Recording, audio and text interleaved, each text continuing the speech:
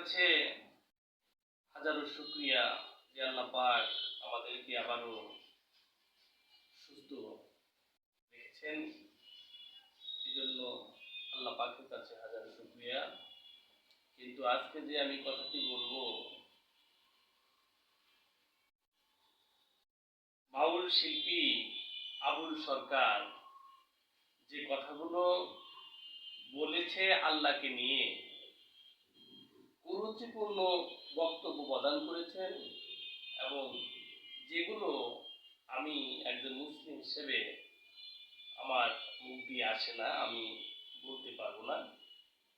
এবং সূরা নাস নিয়ে যে বক্তব্য প্রদান করেছেন, এটাও আমি একজন মুসলিম হিসেবে গ্রহণ করতে পারি না। এই জন্য আমি বলবো যে বাংলাদেশের প্রতিটা মানুষ, প্রতিটা মুসলিম, যারা আমরা মুসলমান, সবারই দাবি তোলা দরকার এই বাউল শিল্পী আবুল সরকারের সর্বোচ্চ যেন শাস্তির ব্যবস্থা করা হয়, বা এই দেশ পরিচালনার দায়িত্বদার যারা রয়েছেন তারা যেন অবশ্যই এই আবুল সরকারের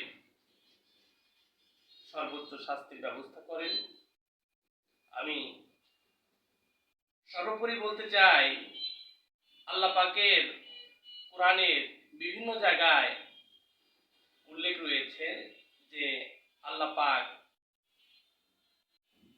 নিরাকার, তার কোনো শরীক নেই, এবং আল্লাহ পাককে তন্দ্রা নিদ্রা স্পর্শ করতে পারে না।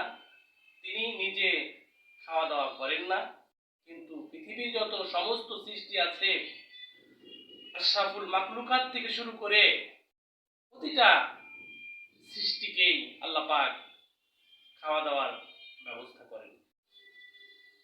কিন্তু আবুল সরকার যে কুরুচিপূর্ণ বক্তব্যগুলো দিয়েছে, সেই বক্তব্যের প্রেক্ষিতে আমি দু একটি কথা বলতে চাই।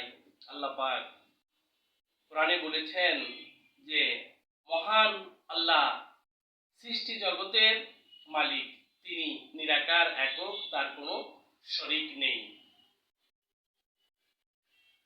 পবিত্র কোরআনের সূরা ইব্রাহিমের 10 নং আয়াতে আল্লাহ বলেন, তোমরা কি আল্লাহ সম্বন্ধে সন্দেহ করো, যিনি আকাশসমূহ পৃথিবী সৃষ্টি করেছেন। সূরা হুজরাতের 15 নং আয়াতে উল্লেখ রয়েছে, মুমিন তো তারাই আল্লাহ ও তার রাসূলের প্রতি ঈমান আনার পর আর কোনো সন্দেহ পোষণ করেন না। আল্লাহ সম্পর্কে কেউ যদি কুরুচিপূর্ণ মন্তব্য করে, তাহলে তার ঈমান চলে যায় এবং সে মুরতাদ হয়ে যাবে।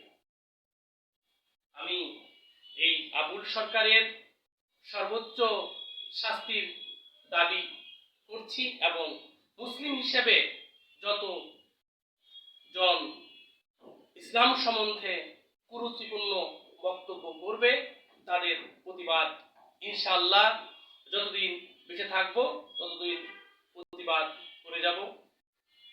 এই বলে আমি আমার কথা শেষ করছি। আসসালামু আলাইকুম ওয়া রাহমাতুল্লাহি ওয়া বারাকাতুহু।